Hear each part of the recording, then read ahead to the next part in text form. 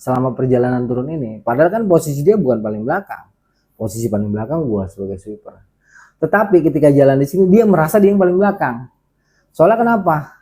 Dia merasa yang di belakang dia itu bukan gua, tetapi sosok yang menyerupai gua, rambutnya lebih gimbal, ya, rambutnya gimbal gede-gede. Tapi dia bercaling.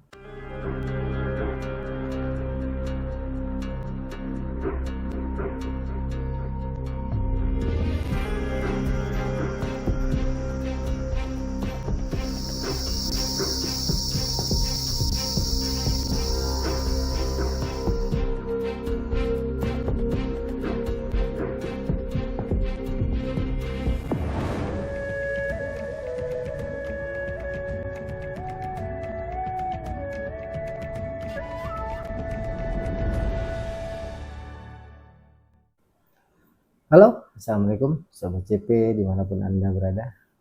Jumpa lagi dengan gua Arya Sena. Lagi and again single fighter. Setelah 2 kali bercerita lalu, gue coba menceritakan yang di Salak 2 ya, yang masih Ajib, terus sama si Rimbung ya, pada tanggal 19 Mei 2024 kemarin. Ini pendakian cukup unik. Kita tektok ya, cuman berangkatnya tuh jam 3 pagi, tetapi turunnya kemalaman.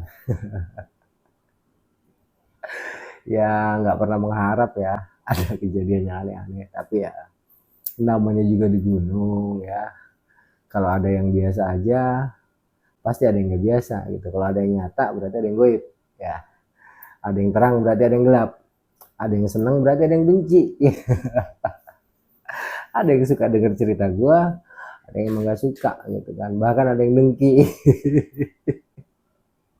Intinya terima kasih banyak buat semuanya, baik para pencinta maupun para pembenci, karena kedua-duanya selalu ada dalam hidup gua. Dan semuanya serba bermanfaat ya, selama kita bisa melihat dari sisi kebaikan. Nggak ada yang rugi, dibenci nggak rugi, dicintai apalagi ya.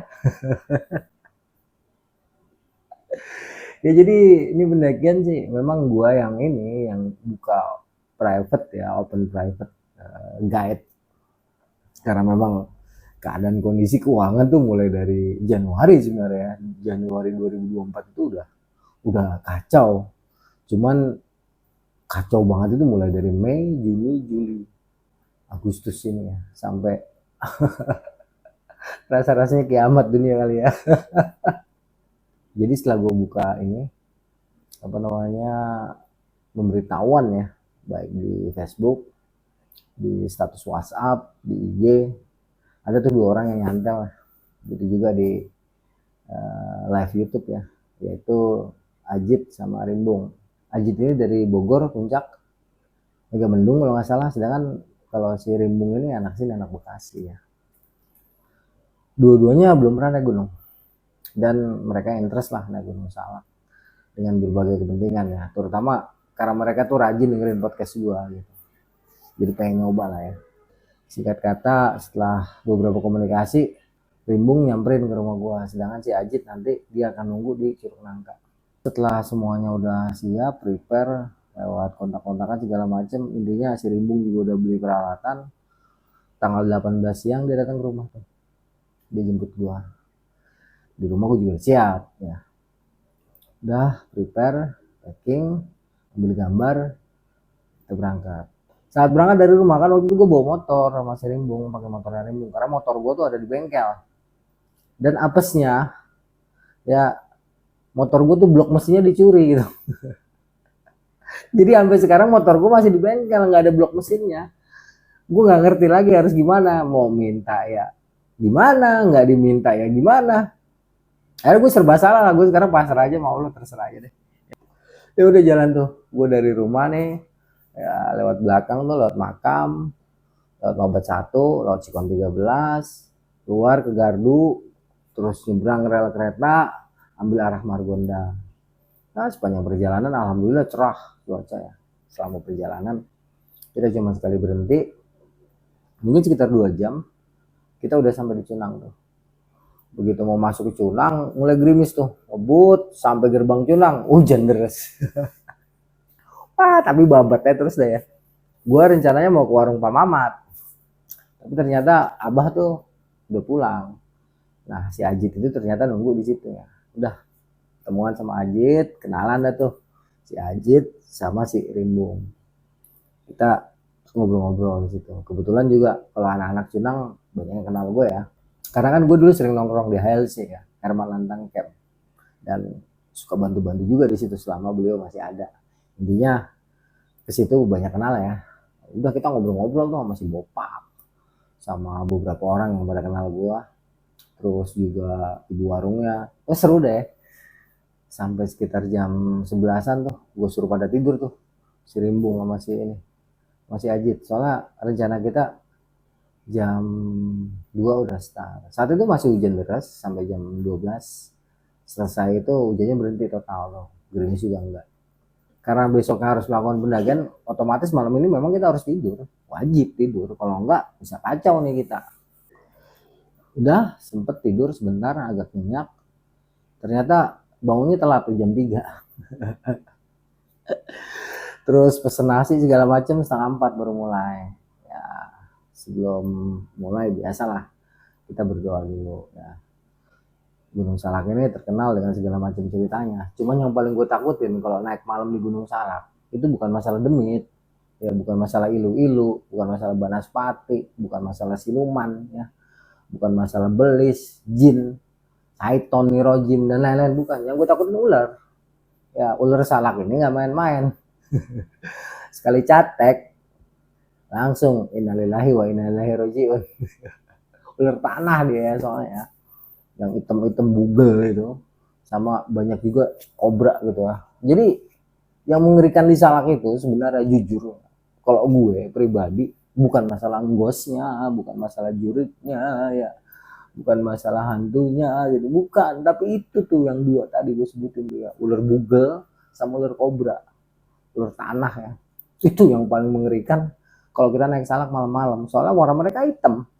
Dan gue berapa kali menyaksikan penampakan mereka gitu di tengah jalan, walaupun kalau mereka dengar suara kita mereka kabur gitu ya, tapi tetap aja yang bikin was-was tuh itu. Ya udah, setelah semua udah siap, logistik, center dan lain-lain untuk keperluan 2 hari, karena kan kita rencananya tektok tapi tetap harus ada persediaan logistik cadangan 1 hari ya. Udah mulai tuh dari warung Pak Mamat kita naik sedikit ya, nanti kita ketemu jembatan, naik tangga, naik lagi tangga ketemu musola, naik lagi kita ke arah hutan pinus. Nah pas mau nyampe jalur pendakian ini ada yang aneh sebenarnya ya. Waktu itu gue nggak buka aja gitu, gue tuh nggak bisa nemu jalur titik awal pendakiannya, padahal gue naik Gunung Salak dari tahun 92, Salak 2 ya, itu ya lewat situ gitu. Nggak pernah gue lewat mana-mana kalau dari Salak 2, mesti titiknya lewat situ. Itu nyari sekitar 5 menit ya, gue bolak-balik tuh masih Rimbung, kok nggak kelihatan, bener cuman kelihatan hitam doang.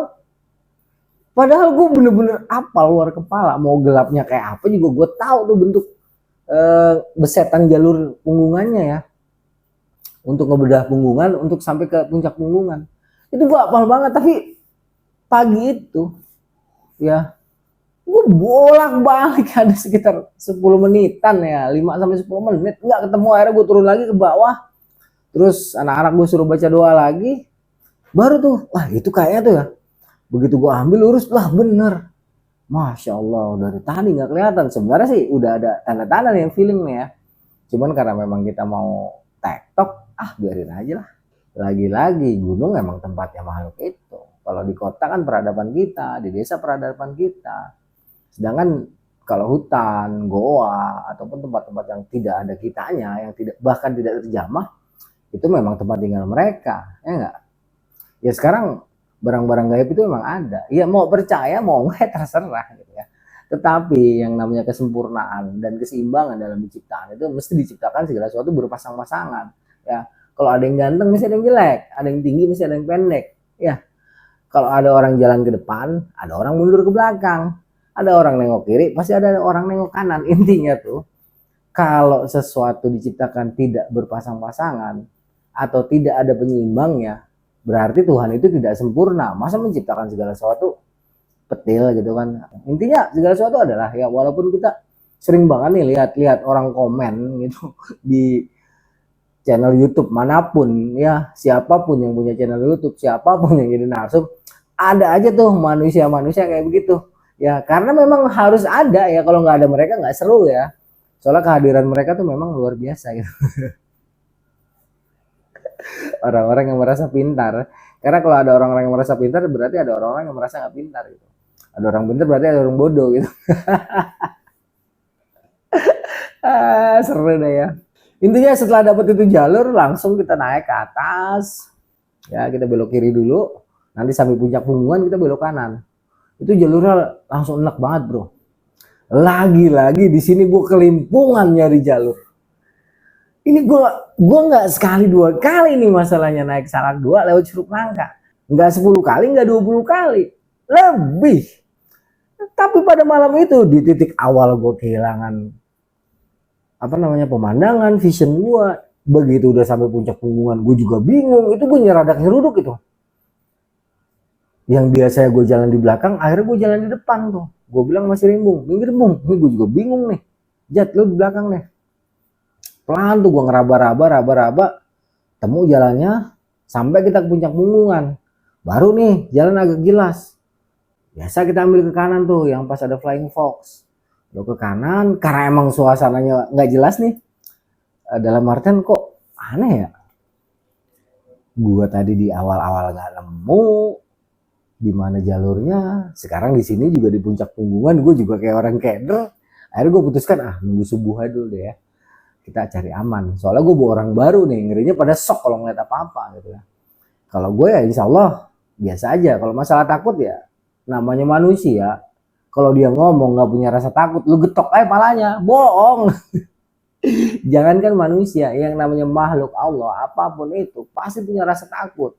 Itu kalau ada orang ngagul-ngagul nggak punya rasa takut, gaplok aja, itu bokis pasti orang itu. Siapapun yang namanya ciptaan pasti punya rasa takut. Nah untuk menghindari yang kayak begitu, gue belok tuh ke kanan. Kita istirahat di salah satu tempat ya yang biasa dipergunakan untuk Flying Fox. Di sini makan dulu, gue ngelur waktu karena gue mengkoreksi tadi ya, gue coba mengevaluasi perjalanan di titik awal tadi kayaknya udah mulai gak enak. Sebelum nanti terjadi yang lebih gak enak lagi dan membingungkan orang-orang yang baru naik ini, mendingan istirahat dulu. Speaknya makan, gue lapar. Memang kebetulan lapar ya, udah makan di situ. Nah selama di sini si Rimbung rupanya udah melihat sesuatu dia. Cuman ketika dia mau ngomong, dia takut gitu kan. Jadi gue melihat nih si Rimbung nih, dia mau ngomong sesuatu tapi gak berani gitu kan. Intinya gini, Rimbung itu di sini ya ketika kita lagi makan. Kan kita bertiga tuh ya. Nah dia ada ngeliat satu sosok lagi. Ya, ini mulai dari pagi ini. Sedangkan kalau si Ajit, dia mengatakan tidak melihat apa-apa. Ya, hanya saja kalau perasaan gak enak itu ada. Namanya juga Gunung Salak ya. Gunung yang terkenal dengan keangkerannya. Ya, gunung yang terkenal dengan keangkeran jalurnya. Gunung yang terkenal dengan lintahnya, pacetnya. Pokoknya si Rimbung ini dia mengatakan ketika udah sampai rumah ya. Ketika kita lagi ada di sini, dia melihat satu sosok yang menggenapi kehadiran kita. Itu mirip banget sama gua. Cuman perbedaannya rambutnya lebih gimbal dan dia punya caling. Saat itu Rimbung udah sebenarnya udah nggak mau gitu melawan pendakian karena dia anjir ini udah pagi gitu kata dia ya. Cuman karena di situ ngelihat gue tenang-tenang aja, santai, terus si Ajit juga bisa mengendalikan diri dan lain-lain. Akhirnya dia coba nenangin diri karena kan nanti gue bilang tar aja naik sekitar jam 5-an. Nah di situ dia agak lega tuh. Pas denger gue bilang naiknya agak terangan. Yang tadinya niatnya udah gak mau naik, akhirnya ditetapkan hatinya tuh untuk naik. Ada mungkin dari setengah 5 sampai jam 5 sekitar setengah jam ya. Setelah gue lihat emang langit udah agak-agak terang, baru kita mulai berangkat tuh. Soalnya dalam teori hewan-hewan yang tadi gue sebutkan, ya, Itulah siluman-siluman yang sesungguhnya ya, yang bisa membunuh dalam sekejap dan memberikan penderitaan yang luar biasa ya, dibandingkan patah hati, dibandingkan dijitak kuntilanak. Ini hewan-hewan ini jauh lebih bisa memberikan penderitaan yang luar biasa sebelum ajal menjemput. Itu gue udah agak tenang karena mereka jamnya istirahat nih, jam tidur ya. Jangan tuh. Karena tadi ada pengalaman gue aja jalurnya tuh nggak dapet. Di siang ini gue coba untuk menentukan jalur dulu ya. Nanti kalau udah terang barulah mereka gue suruh depan lagi. Jalan depan tuh. Lepas dari Pinus ya, kita naik sedikit agak terjal. Terus kita langsung ke kanan. Dia emang agak landai. Cuman di sini banyak jebakan. Kadang ada duri bensin, kadang ada duri rotan. Nah, intinya harus hati-hati banget kalau jalur ini udah lama nggak dilewatin. Banyak ranjau. Ya bukan ranjau tokai ya. Yang kalau diinjek kagak sakit tapi kita jingkek ya. Bukan, ini ranjaunya duri. Ya, dan ular kadang-kadang ya kalau kita lagi beruntung ngeliat yang kayak gitu. Ya soalnya waktu masih soleh sebelum naik kamar Rimbung ini kita juga ketemu ular di situ, ular kobra juga gue ketemunya, entah kobra entah ular tanah ya, kalau dalam bahasa betulnya tuh ular dumung. Jadi gue emang agak deg-degan juga ya. Lagi-lagi harus gue tegaskan bukan masalah setan, ini nih siluman ularnya ini yang ngeri gitu. Itu gue jalan pelan-pelan banget tuh ya sambil ngeliat ke bawah.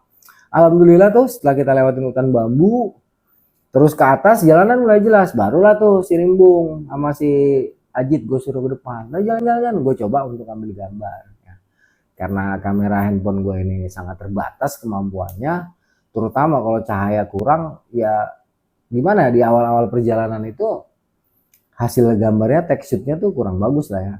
Ada vlognya ya. 18-19 Mei 2024 pendakian ke Salak 2 bersama dengan Rimbung dan Ajit. Dalam periode ini selama masih gelap si Rimbung masih agak-agak gampang lah ya, dia masih agak-agak terasa kayak ada sesuatu. Tetapi pas matahari udah full terang menyinari alam raya ini, menyinari belantara Gunung Salak, dia udah mulai tenang tuh. Cuman di hati kecilnya si Rimbung ngerasa was-was. Ini kalau kena malam kayaknya ntar sosok yang tadi ada lagi nih gitu.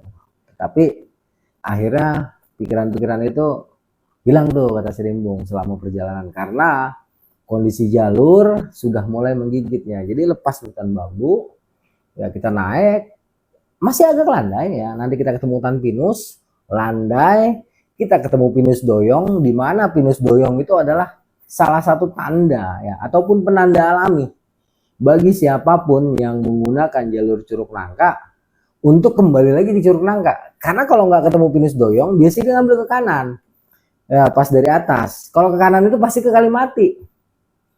Ya, itu udah pasti hukumnya. Dan satu-satunya penanda alam, ya, marka yang ada diciptakan oleh alam ya yang memang disediakan oleh alam maksud gua.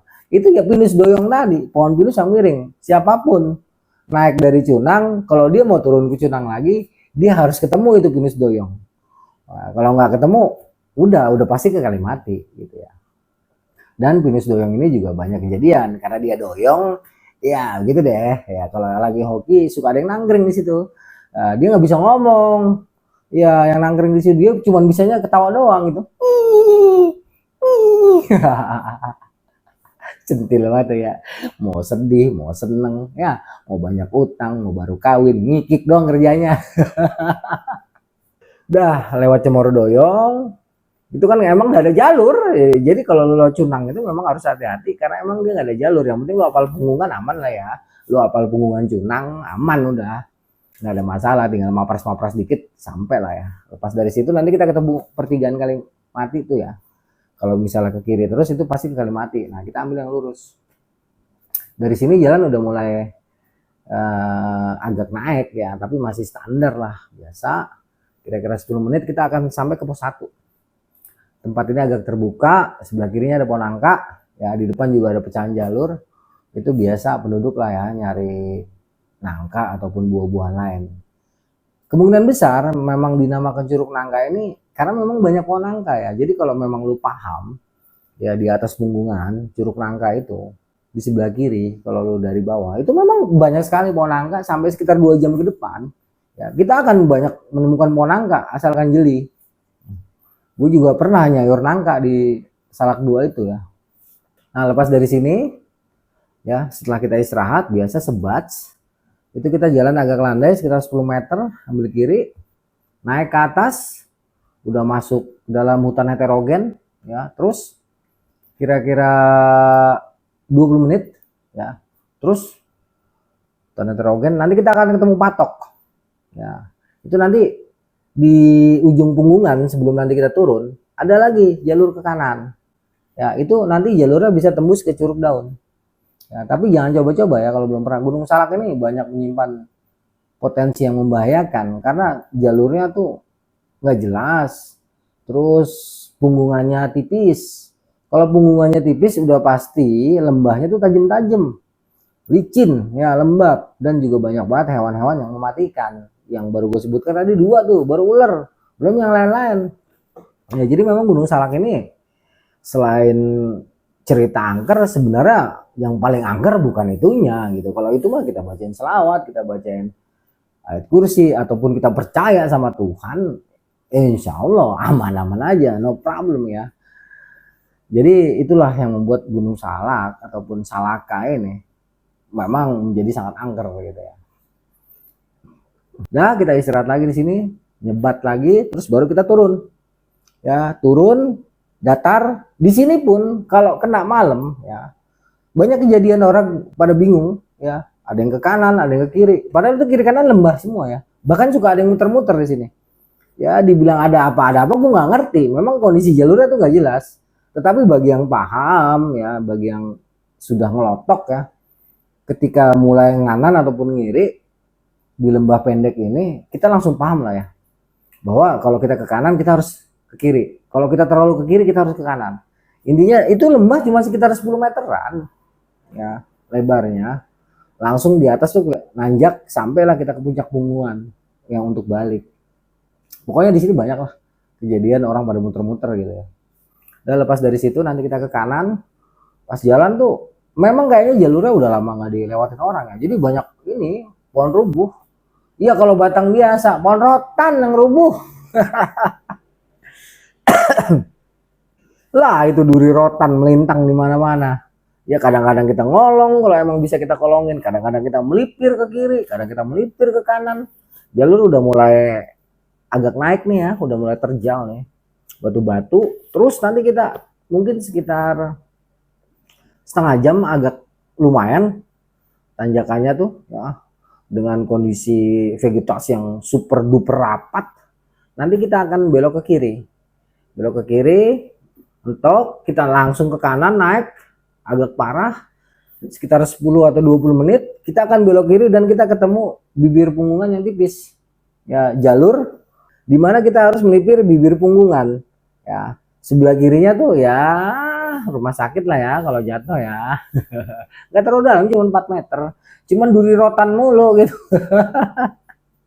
Ini tipis banget ini ya jalurnya nih. Kalau udah ketemu jalur tipis itu, dimana nanti kita harus ngegantung di akar, terus kira-kira 10 menit kemudian banyak pohon kirai, kita akan ketemu yang namanya pipa bocor. Nah, di pipa bocor ini kita agak lama tuh, karena apa? Ngopi dulu. Ya naik gunung kalau nggak ngopi nggak semangat bro. Udah kita istirahat, ngopi, santai. Ada mungkin sekitar setengah jam. Itu udah sekitar jam 8 ya, jam 8 atau setengah 9 kurang lebih. Terus kita mulai lagi perjalanan. Soalnya kalau misalnya jam 8 atau jam 9 ya di pos mata air ini alias pos 2 ya, itu apa namanya sampai puncak biasanya jam 12 ya, paling telat gitu ya. Kalau kita naiknya tuh konstan ya, nggak banyak berhentinya. Udah dalam periode ini alhamdulillah tuh nggak ada apa-apa, biasa aja. Yang mengerikan cuma duri salak ya, duri rotan ya, bukan duri salak, maksud gue duri rotan. Itu doang yang mengerikan, sama ya hewan-hewannya, ngerinya itu doang ya. Lepas dari situ kita naik sedikit, agak landai, batunya super licin. Terus kira-kira 10 menit kita akan belok ke kanan, naik parah, kita ketemu hutan onje. Hutan onje juga nih lumayan mantep ya, licin, agak parah tuh. Kira-kira 5 menit baru kita ke kiri lagi tuh, kita akan melipir hutan onje. Sekitar 10 menit ke depan baru kita ketemu yang namanya hutan beringin. Wah, ini hutan beringin. Betul-betul mantep ya, karena dia rambutnya tuh gondrong ya. Itu banyak banget ya, ada ratusan pohon beringin di situ. Diselang-seling sama pohon honje, juga pohon-pohon yang lain. Itu menimbulkan suasana yang cukup uhui maruhui ya. Dalam artian kalau siang mah no problem lah ya. Cuman kalau malam tuh ya kadang kalau lagi hoki tuh ada aja kejadian di sini ya. Tetapi bagi orang-orang yang memiliki mata ya, yang dianugerahi mata yang tajam, lagi-lagi harus gue jelasin, bukan mata ini nih mata kasar. Jadi kalau ada orang cerita, ih gue ngeliat ini, gue ngeliat itu, ya kalau dia ngeliat secara kasar itu berarti bukan makhluk goib, karena makhluk goib pun nggak bisa kelihatan pakai mata kasar, ya. Tetapi kalau ngelihatnya pakai ini, pakai hati, itu lain lagi, ya bukan halu, halu mau beda lagi gitu kan. Nah, bagi teman-teman ataupun manusia-manusia yang dianugerahi penglihatan yang tidak biasa, itu kalau di lokasi ini pasti merinding. Karena apa? Lah bejibun itu. Bererot ya, kalau kata orang Betawi bererot, di mana-mana ada. Ceng. Beneran, banyak bener ya. Tetapi ya nggak selalu lah ya. Hal-hal seperti itu bisa kita lihat, karena apapun itu semua adalah ketentuan Allah gitu ya. Intinya tuh kalau ada yang dianugerahin berarti ada yang tidak dianugerahkan ya.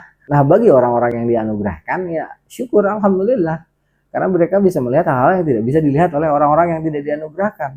Dan bagi orang-orang yang tidak dianugerahkan juga syukur alhamdulillah. Soalnya kalau dianugerahkan hal seperti itu belum tentu kuat juga mental ya. Kalau cuma ngata-ngatain, nulis mah ya gampang lah ya. Apalagi nggak ketemu orangnya, nggak ada di hutannya, cuma denger cerita mah gampang. Tapi itulah dunia ya. Dunia itu penuh warna. Memang harus ada yang kayak gitu ya.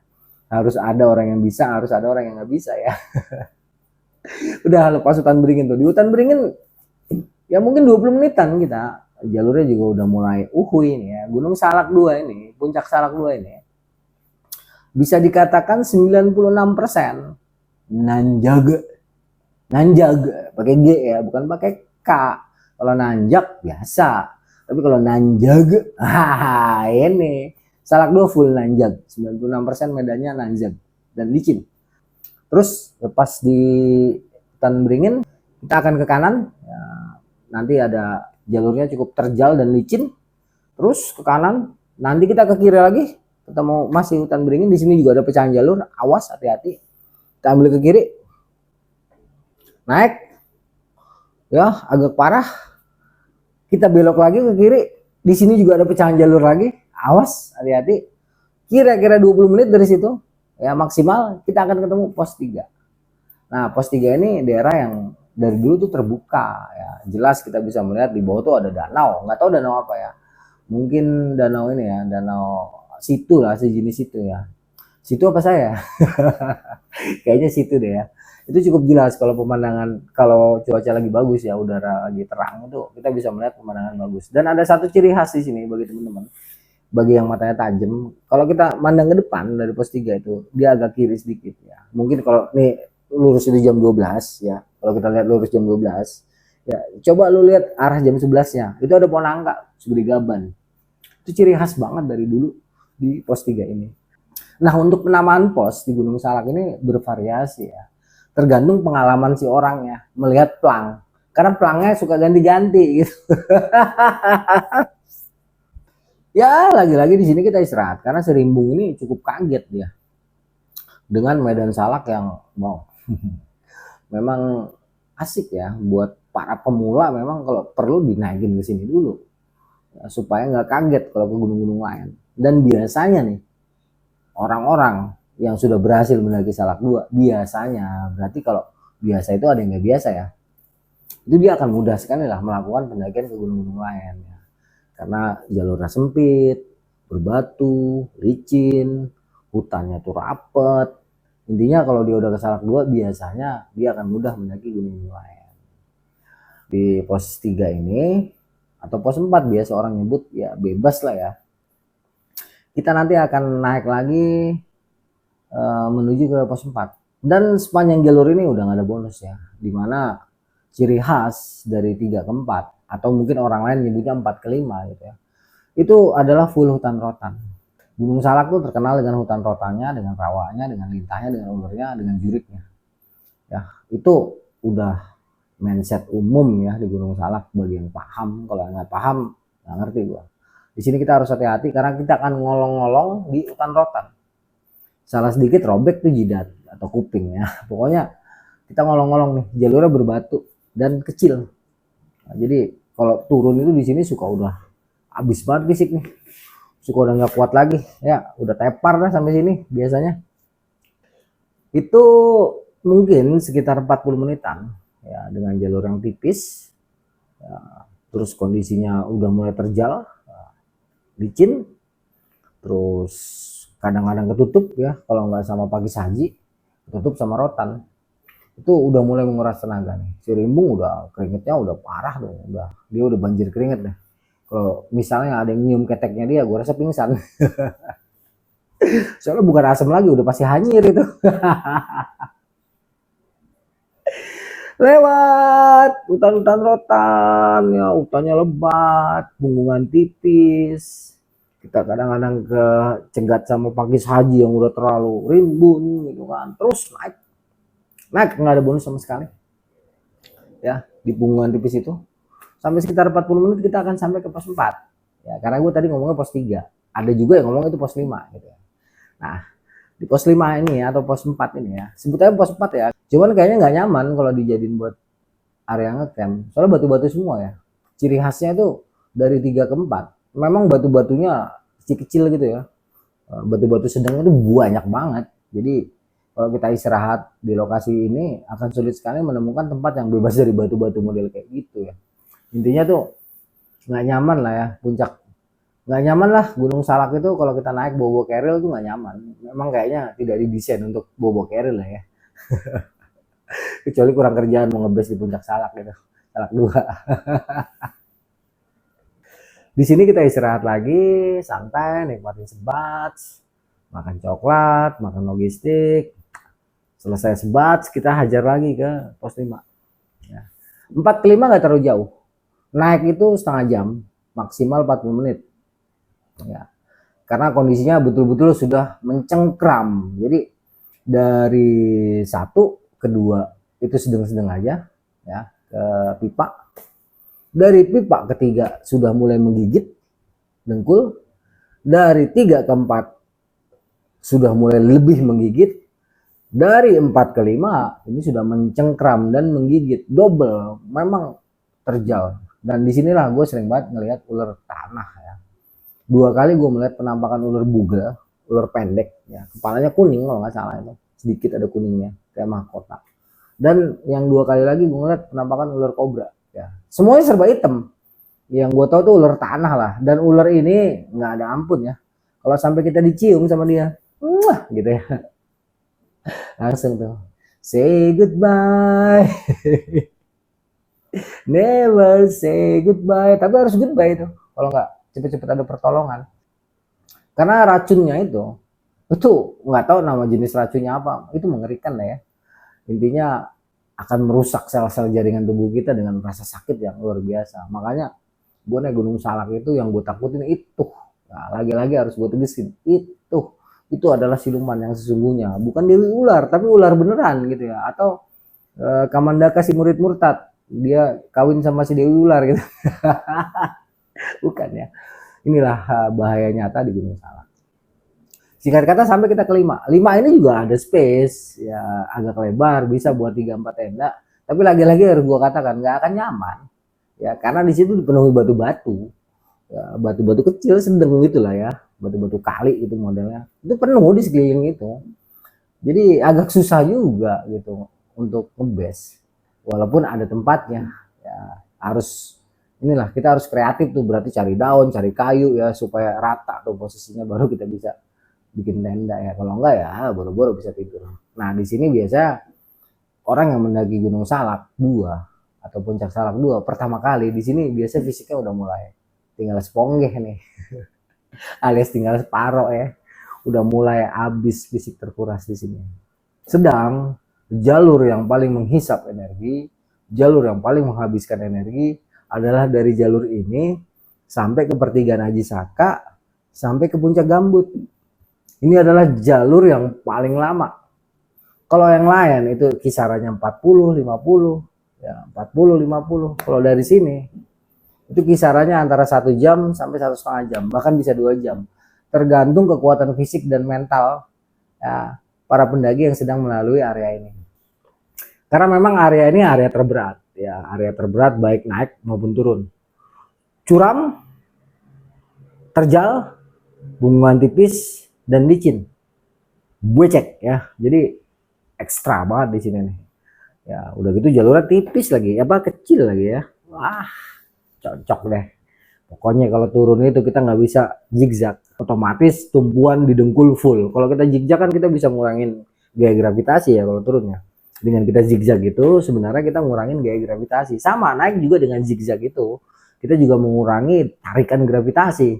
Tapi di Salak 2 ini kita nggak bisa pakai teori itu. Teori zigzag naik dan turun itu nggak bakal kena. Jalurnya cuma seuprit, kecil banget ya. Batu, licin, udah nggak bisa aneh-aneh lah Salak 2 itu. Betul-betul dengkul lu harus perfect ya. Kalau lu naik Salak 2, dengkul lu nggak boleh kopong. Ya harus menghentikan dulu tuh olahraga tangan ya bagi para bujangan kalau mau naik Salak 2 lewat jalur Curug Nangka. Karena memang ini jalur ngeri ya. Pokoknya mantep deh. Setelah siap, udah naik nih kita meninggalkan pos yang disebut tadi ya. Di sini Rimbung udah mulai oleng nih diajak nyang. Karena seperti gue bilang tadi, ini adalah lokasi terberat atau area terberat sebelum nanti kita sampai ke puncak Gambut gitu. Udahlah di sini entut, pokoknya jalannya pelan banget ya. Bentar berhenti ya. Ntar jalan lagi 10 langkah berhenti, 10 langkah berhenti. Wah, itu sekitar jam berapa tuh? Sekitar jam 12 ya, dari pos 5 tadi. Sampai ke pertigaan Haji Saka tuh sekitar jam setengah 2. Bener-bener nguras energi nih. Di pertigaan Haji Saka ini kita sempat ketemu orang lah ya. Banyak pendaki tapi mereka naiknya semua dari Haji Saka. Cuman gua doang nih sama Rimbung sama si Ajit yang naik lewat Curug Nangka. Aduh. Di sini sempat lah ada beberapa orang kenal ya. Sempat minta foto-foto juga sih mereka aja. Gaya lu bang, lu bukannya gaya, orang mereka kenal gimana lagi ya nggak? Dan walaupun pendek nih dari pertigaannya Haji Saka sampai ke Gambutnya nih, puncak bayangan pertama di Gambut itu enak juga nih bro, soalnya ini licin banget tanah merah ya. Kita harus super duper hati-hati nih. Padahal dulu nggak gini-gini amat sih ingat gua.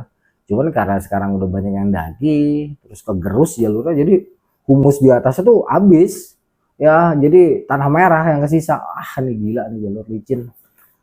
Udah mungkin sekitar setengah jam lah tuh kita entat-entat tuh di jalur yang terjal tanah merah licin. Ya kita ngandelin keseimbangan aja ya. Keseimbangan tubuh juga di sini scrambling. Pada dasarnya sih ya naik Salak 2 itu bisa dikatakan lepas dari pos 5 sampai ke pertigaan Haji Saka kita memang sudah banyak menggunakan teknik scrambling. Karena seperti gue bilang tadi punggungan tipis. Ya, jalurnya sempit dengan batu-batu. Otomatis itu sudah akan membuat kita menggunakan teknik scrambling. Tahu nggak scrambling? Ya, yang tahu tulis di kolom komentar ya. Jadi dalam mountaineering itu ada hill walking, ada scrambling, ada rock climbing, ada rappelling, ya ada jumaring, ya ada cruising ya. Itu semua ada ya. Nah, cuman itu level-levelnya memang berbeda. Nah, di Salak 2 ini pasti kita akan scrambling. Pasti, nggak mungkin kita nggak scrambling. Karena seperti gue bilang, kondisi punggungan yang tipis pasti akan melahirkan jalur yang cukup terjal ya. Itu udah hukum alam. Oke, kita balik lagi. Sampailah kita ke puncak Gambut tuh. Di sini Rimbung udah mulai pucat banget mukanya tuh. Nah, di Gambut ini nanti kita akan ketemu pohon roboh yang udah puluhan tahun tuh pohon roboh. Ya, juga di sini terkadang kalau kita kena malam suka ada yang nangkring ya. Dia ramah, ya, cuman dia nggak bisa senyum, bisa nyikik doang. Lewatin pohon itu tuh, pohon roboh, kanan dikit, naik, landai lagi, 10 menit kita akan ketemu pohon candi raksasa ya, yang menjorok ke jurang. Nah dari situ kalau beruntung kita akan lihat tuh dinding Sukhoi. ataupun Puncak Salak 1. Lumayan bagus dah pemandangan ya. Lepas dari situ nanti kita turun sedikit ya, naik lagi agak landai, ketemu lagi nih jalur-jalur tipis. Dulu belum longsor, sekarang udah banyak yang longsor dong. Bener-bener tipis karena memang lahan gambut. Hati-hati di sini ya. Soalnya kalau nggak hati-hati ngeri kepleset. Yang nggak dalam sih, ya, cuman ngambilnya susah gitu. Lewat dari jalur rawan tadi, belok kanan, turun. Ya karena sebelah kirinya jalur udah longsor, naik lagi ke pinggiran. Terus kira-kira nanti 10 sampai 15 menit ya dia agak landai, terus becek, kita akan ketemu tempat terbuka. Nah, tempat terbuka itulah Puncak Prabu ya sekarang namanya ya. Kalau dulu mah gue taunya Puncak Salak 2 doang. Nah, sampai Puncak Salak 2 itu gue sekitar jam 2-an sama si Ajit sama si Rimbung. Ya, rame tuh. Rame banget. Lagi ada yang OT kayaknya ya, open trip. Ada beberapa juga yang kenalin, ya biasa, session foto-foto. Di sini gue sempet ngobrol sama bapak-bapak di atas gue ya. Mungkin dia umurnya 50-an, kalau gue kan baru 25. Ngobrol-ngobrol, ada mungkin sekitar setengah jam, dan gue melihat ini kita harus turun segera, karena kan gue juga menghindari malam, bukan masalah ngos, bukan masalah setan ya, tapi gue menghindari itu tadi. Kalau maghrib biasanya hewan-hewan nokturnal kayak ular gitu ya. Bukan ular kasur ya, ular kasur juga nokturnal juga sih. Itu dia maghrib sampai malam tuh kan aktif ya. Gue menghindari itu. Jadi gue bilang ketika udah cukup lama di puncak ya kita istirahat untuk memulihkan stamina dan energi kita mulai bergerak turun. Di atas juga masih ada tuh. Ya cuman begitu gue bergerak turun, pada ngikut turun tuh. Ya udah balik lagi tuh. Ya ketemu lagi lahan gambut, ketemu lagi jalur yang riskan tadi, terus turun tanah merah tuh yang licin, ketemu lagi pertigaan Aji Saka, orang-orang pada belok ke jalur Aji Saka, kita terus lurus. Masih belum ada apa-apa ya, masih apa ya, masih terang, masih kelihatan macem-macem ya, jadi masih lancar nih. Terus turun, intinya kalau naik 1,5 jam kemungkinan besar turunnya juga 1,5 jam. Karena apa? Karena jalurnya tipis. Ya tipis banget jalurnya. Kita nggak bisa macam-macam. Kita nggak bisa lari di sini, susah. Kecuali orang yang punya ginkang ya atau ilmu meringankan tubuh mungkin dia baru bisa. Gitu. Kalau kita yang normal ini ya cuma mengandalkan kekuatan dengkul dan berdoa. Jangan sampai dengkul gue oklek di sini ya. Kalau dengkul oklek udah kacau. Nah, Rimbung di pertengahan ya antara pertigaan Haji Saka sampai ke pos 5 ini kena dia dengkulnya. Jalan udah mulai susah dia. Esot pelan dah kita tuh sampai dia menggunakan pantatnya tuh. Kalau ada jalur yang terjal banget dia turun udah pakai pantat, udah nggak pakai kaki lagi, dia udah pantat, udah dilesorin tuh di lumpur tuh, di batu. Sekitar jam 3:30 ya kita sampai tuh, jam 4 kurang lah kita sampai ke pos 5. Di sini kita istirahat lagi karena Rimbung udah mulai kepayahan. Terus gue ngomong sama Rimbung, dipulin dulu stamina lu lah, jangan sampai nih masih lumayan nih. Kita sebat serokok tuh, terus minum, makan coklat, roti, udah enakan, lanjut lagi turun. Dari 5 ke 4, kalau turun itu ya biasanya paling lama 20 menit, paling lama kalau cepet ya 15 menit udah sampai. Karena memang terjalnya parah nih. Jalan lagi tuh, terus sampai sekitar jam 4 lewat lah ya di pos 4. Di sini istirahat lagi sebentar, tapi nggak nyampe sebat, cuman minum, terus gue bilang, lanjut, Bung. Lanjut tuh. Dari 4 mau ke 3 baru nih ya mungkin Ajit, kalau lu inget Jit lu komen Jit ya, kalau lu ingat ya, kalau Rimbung pasti inget di sini nih ya, soalnya dia mulai diikutin dari sini nih. Itu mataharinya tiba-tiba hilang bro ya, ketutup sama kabut yang hitam kayak kabut mau hujan ya. Tetapi kalau kabut hujan biasa di atas, kalau ini enggak, ini ngelilingin jalur, kabut itu nutup jalur jadi kayak gelap. Saat itu baru jam 5 tapi udah kayak jam 6:30. Ingat gak lu Jit? Ingat kan Jit? Iya itu udah 6:30. Di sini gue udah mulai feeling gak enak tuh. Si Rimbung juga feelingnya udah mulai gak enak. Dia sempat mau ngasih kode ke gue tapi dia nggak ngomong ya. Tapi nanti dia ceritanya di bawah ya. Dia akan cerita di bawah. Begitu sampai rumah ini ya. Selama di jalur dia nggak cerita. Ya tapi kalau gue missingin jadi lucu nih ceritanya ya. Kalau gue nggak ceritain dari sini berdasarkan sudut pandangnya Rimbung. Ya. Juga dari sudut pandang gue. Ini tadi gue ngingetin Ajit, lu inget Ajit tiba-tiba kabutnya kayak gitu. Nah setelah itu kabut gelap nutupin kita, kan gue jalan paling belakang, paling depan Ajit, tengah rimbung kan, jalan tuh, tak tak tak tak tak. Ini ngelewatin pos 4 mau ke 3 ini, itu di belakang setiap kita jalan itu kedengeran langkah bro, jelas langkah kaki itu tak tak tak tak, sesuai dengan irama langkah kita. Gue ngeliat nengok berkali-kali, gue nengok ke belakang kan, gue bawa belati ya, dalam hati gue kalau deket gue babat nih. Dan dia posisinya agak jauh kan, gue nengok, merinding gue. Cuman kan gue bawa orang, ya udah gue santai lagi. Terus gue jalan ya, sepanjang dari 4 ke 3 ini, selama kita ngelewatin hutan-hutannya tuh, itu kan bener-bener rapat ketutupnya. Itu bayangan itu terus di belakang ada. Nah gue merinding hilang, merinding hilang. Cuman udah gue cuek aja lah. Gue sambil selawatan, itu belati udah posisi udah kebuka tuh. Jadi gue jalan hati-hati banget karena licin ya. Nah sedangkan Cerimbung selama perjalanan turun ini, padahal kan posisi dia bukan paling belakang. Posisi paling belakang gue sebagai sweeper. Tetapi ketika jalan di sini dia merasa dia yang paling belakang. Soalnya kenapa? Dia merasa yang di belakang dia itu bukan gue. Tetapi sosok yang menyerupai gua, rambutnya lebih gimbal, ya, rambutnya gimbal, gede-gede. Tapi dia bercaling. Yang lain mirip gua. Oh, ini si Rimbung ini, makanya dia jalan tuh gedebak-gedebuk gak karu-karuan. Sepanjang jalan dia, astagfirullahaladzim, astagfirullahaladzim. Itu ngikutin terus sampai kita mau masuk ke pos 3. Nah, begitu sampai pos 3, yang tempat terbuka tadi, terang. Kabut hitam, ya hitam pekat, ya bukan kayak asap bakaran ban sih. Kalau asap bakaran ban gue ngalamin kabut yang kayak model kayak gitu tuh waktu di Salak 1 tahun 97, dan alhamdulillah sampai detik ini nggak pernah ngalamin lagi. Jangan sampai dah ya ngalamin kabut hitam kayak gitu ya, itu nggak ngerti dah gue. Kalau ini hanya kabutnya warnanya pekat aja ya, dalam artian tuh kayak kabut mau hujan ya, ya hitam tapi tidak sehitam ketika gue ngalamin yang namanya halimunan Salak ya, beda.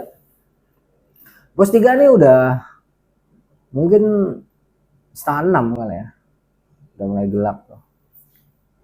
Gue bilang sama Rimbung, udah jangan lama-lama istirahat di sini, lanjut lagi. Lu masih kuat kan Bung?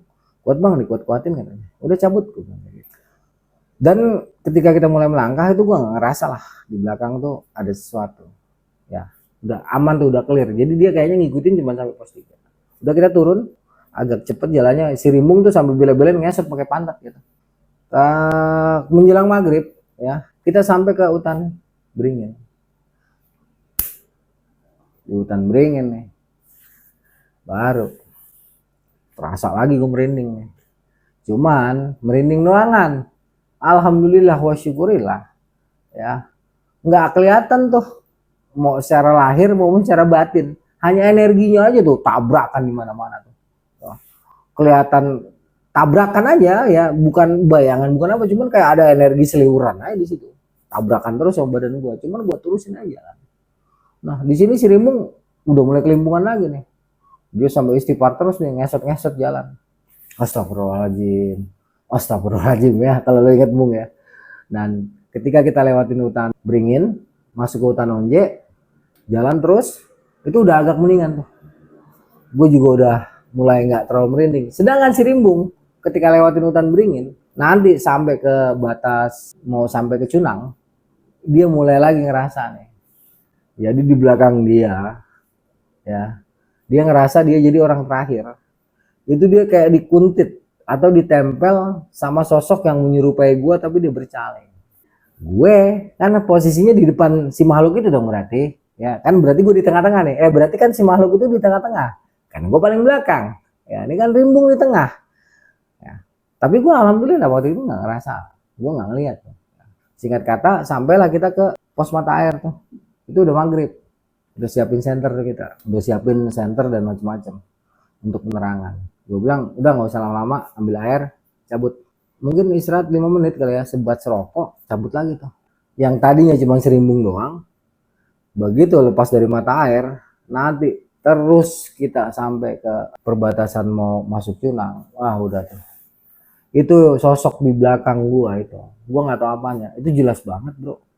ngelihat, jadi gue ngeliat ke depan tapi di belakang kelihatan jelas gitu ya, itu hitam setinggi gua, cuman hitam tok ya. Gue nggak ngelihat itu ada calingnya, ada gimbal, enggak, gue cuma lihat hitam, cuman gerakannya sama emang sama gerakan gue, tek tek ngikutin, langkahnya juga kedengeran. Setiap gue nengok ke belakang nggak ada apa-apa. Ini gue cerita merinding nih, gue nengok ke belakang nggak ada. Bahkan gue kadang-kadang sengaja nih berhenti nih gitu, si Rimu sampai bang lu jangan jauh-jauh bang gitu kan. Gue sengaja nunggu, gue liatin keluar loh. Kalau gue udah kayak gitu nggak keluar, tapi begitu gue mulai ngelangkah lagi, ada lagi tuh di belakang. Si Rimu kelimpungan itu karena kalau gue mulai ngejauh dia kelimpungan karena dia ngerasa memang di belakang dia ada yang nempel gitu kan. Ada sesuatu. Gue cerita ada sesuatu ya. Jadi ya udah jalan tuh, berusaha untuk tenang lah ya, soalnya segala sesuatu tuh kuncinya ada di ketenangan ya. Sebanyak apapun ilmu kita, sehebat apapun kemampuan kita ya, sebanyak apapun pengalaman kita, kalau kita nggak tenang semua akan berantakan, semua akan rusak ya. Karena ketenangan itu membuat kita bisa melakukan sesuatu dengan baik dan benar, bahkan bisa tepat gitu ya. Jadi apapun situasi kita harus tenang ya. Setan-setan gunung itu nggak terlalu inilah ya, memang menegangkan ya di saat kita ada di lokasi, di saat kita ada di tempat-tempat tersebut, tetapi dia tidak membahayakan seperti setan pala hitam ya. Kalau setan pala hitam ini mengerikan. Jauh lebih mengerikan tuh setan pala hitam, walaupun di belakang gue juga hitam nih, cuman dia nggak palanya doang full hitam gitu ya. Yang bahaya tuh setan pala hitam yang bisa ngata-ngatain orang itu. Itu setan-setan yang sangat berbahaya ya. Kalau cuma setan-setan kayak gini cuman bikin kita deg-degan, merinding ya. Kalau kita bisa menguasain diri aman lah, tapi kalau setan pala hitam ini ngeri fitnahnya ya. Tapi ya gunjingannya sebenarnya amal kebaikan juga buat kita ya, lumayan tuh. Mereka mindahin kebaikan ke kita mindahin keburukan buat mereka gitu. Ini udah apa ya, dari Matahari itu kan kita turun ketemu jalur tipis, terus turun parah ya, landai, terus sepanjang perjalanan ini gue bolak-balik nengok gitu. Ya sempet kehilangan jalur tapi ada lagi, terus sampai kita ketemu lembah yang gue bilang sering orang nyasar. Kita naik, di sini duduk tuh, si Rimbung udah nggak tahan lagi, duduk kita. Terus gue tanya sama Rimbung, sama si Ajit, "Mas Ajit, ada yang dirasa nggak nih?" Gue bilang kayak gitu. Kalau Ajit, ya kalau merinding iya bang dari tadi gitu, kayak ada apa gitu, tapi kalau ngelihat-lihat enggak bang, alhamdulillah, kata si Ajit gitu kan. Kalau lu Bung, ntar aja bang. Gue balas ceritanya, yang jelas gue kayaknya nggak bakalan mau gue naik salak lagi kalau kena malam gitu. Emang kenapa? Pokoknya gue nggak bakalan mau lagi naik salak ya. Ntar aja dah bang ceritanya gitu, gue kapok nih bang. Gini kira-kira berapa lama lagi nih ya? Sejam lah lebih kurangnya, kita jam 8 kali udah sampai bawah. Ini hati-hati aja lah gue bilang. Kaki lu gimana? Kaki gue masih gini bang, masih nggak enak, cuman ya udah jalan lagi kita gitu. Ya udah, ada tuh kita sekitar 15 menit tuh istirahat untuk mulai stamina ya, karena kan mulai dari 4 ke 3, dari 3 sampai ke 2, terus dari 2 sampai ke sini kita emang agak maksa jalan tuh si Rimbung, dia nggak mau berhenti karena dia merasa ditempel sama sosok tadi ya. Nah di sini dia kayaknya udah mulai agak tenang tuh, sedangkan gue ya sepanjang perjalanan ini itu masih sempat ngerasain sampai ke pertigaan Kalimati, dimana di belakang gue itu gue merasa sosok yang tadi terus nempel ya, tapi cuma nempel doang ya, dengan energi yang cukup besar gitu. Nah, kita jalan tuh, jalan seperti gue bilang tadi, sampailah kita ke pertigaan Kalimati. Di sini kan gak ada jalur nih mau ke Curug Nangka ya, kita ambil tuh jalur yang ke Cimoroduyong. Sempet agak samar tuh, cuman kalau gue kan ada patokannya, kiri kanan lah temu Cimoroduyong lanjut gitu kan. Lepas dari Cimoroduyong sampai kita ke Curug Nangka itu alhamdulillah tuh udah nggak ada apa-apa ya, udah tenang banget. Gue nengok ke belakang udah nggak ada energinya ya, gue nengok kiri kanan juga nggak ada apa-apa, intinya udah aman lah ya. Sedangkan si Rimbung juga udah mulai ceria tuh, Ajit juga udah mulai semangat lah, walaupun udah tepar kita semangatnya tuh karena udah mau nyampe ke Curug Nangka. Nah, singkat kata kita sampai Curug Nangka, turun ke bawah ya ke jalan konbloknya, kita ke warung Bang Mamat. Sampai warung Bang Mamat jam 8:30 kalau nggak salah ya. Langsung kita pesen tuh, pesan nasi ya sama telur, terus pesen kopi, ngobrol-ngobrol di sini. Lagi-lagi gue tanya sama si Ajit, Jit, lu ngeliat apaan sih? Beneran bang, kalau ngeliat mah gue kagak bang, tapi kalau ngerasa nggak enak bang, buset bang, sepanjang jalan pas tadi kita turun habis maghrib sampai bawah bang, gue ngerasa nggak enak bang. Cuman kalau ngelihat emang enggak bang, cuman kalau perasaan ada ini ada itu gitu kan, ada makhluk ini makhluk itu, dia nggak sebut ya, jenis makhluknya kayak apa, itu memang ada bang, banyak ya, cuman gue nggak tahu apa gitu, intinya kayaknya banyak banget di sekitar kita. Terus Rimung gue tegesin lagi kan, Rimung ya itu bang, dia baru cerita di sini nih kan, itu bang gue ngeliat orang ya percis banget lu, cuman rambutnya gimbal, giginya caling, serem banget bang katanya, buset gue dicecer banget sama makhluk itu sepanjang jalan katanya. Terus apa lagi yang enggak sih, waktu di hutan beringin ngeliat apa ya, gue nggak ngeliat apa-apa bang, cuman gue ngerasanya emang di Gunung Salak nih gila banget ya. Nah itu temen-temen ya, tapi ya buat gue no problem lah ya, karena memang ini kan tempatnya mereka. Nah di situ akhirnya yang tadinya kita mau langsung pulang, tapi karena si Ajit ini nggak dapet ojek dan cukup kelelahan, akhirnya gue tunda tuh pulangnya pagi jam 4. Malam itu kita coba istirahat dan alhamdulillah kalau gue pelor, nempel langsung molor. Nah nggak mimpi apa-apa, intinya tidur sampai sekitar jam 4 bangun.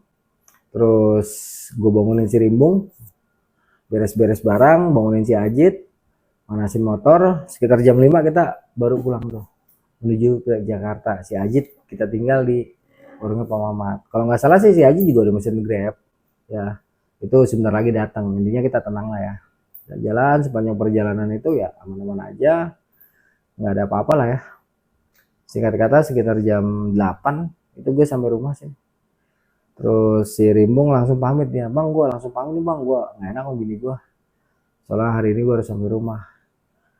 Terus gue bilang ya udah mau, kalau lu mau istirahat besok kita ke Salak 2 lagi ya. Kagak ada bang katanya, gue kapok, gue kagak lagi dari ke Salak 2 kalau ketemu malam, gue ngeri banget bang kata dia. Ya itu rekan-rekan ya, ya mungkin nggak terlalu serem ya, tapi naik Gunung Salak itu selalu memiliki cerita yang berbeda ya. Setiap orang ya, setiap bulan, setiap waktu, maksud gua itu nggak akan pernah sama ceritanya. Boleh mirip, tapi tidak akan serupa. Intinya tiap-tiap pengalaman orang pasti memiliki rasa yang berbeda. Ya jangan pernah kita menghakimi orang lain, menjudge orang lain dengan pengalamannya. Bagi yang belum pernah mengalami, bersyukurlah ya Anda tidak merasakan tertekan, under pressure yang luar biasa karena kita berada di tengah hutan. Bagi yang sudah mengalami juga bersyukurlah, karena Anda bisa belajar dari rasa takut Anda. Karena sesungguhnya musuh terbesar kita adalah diri kita sendiri. Ya. Mereka yang bisa menaklukkan dirinya, menjinakkan dirinya, menjinakkan hatinya adalah orang-orang yang bisa menaklukkan dunia. Ya. Jika tidak, maka kita yang akan ditaklukkan oleh dunia. Oke kawan-kawan, itu kisah gua bersama Ajit dan Rimbung pada 18-19 Mei 2024. Ya, gua Arya Sinan undur diri. Wassalamualaikum warahmatullahi wabarakatuh. Sampai jumpa di kisah-kisah selanjutnya.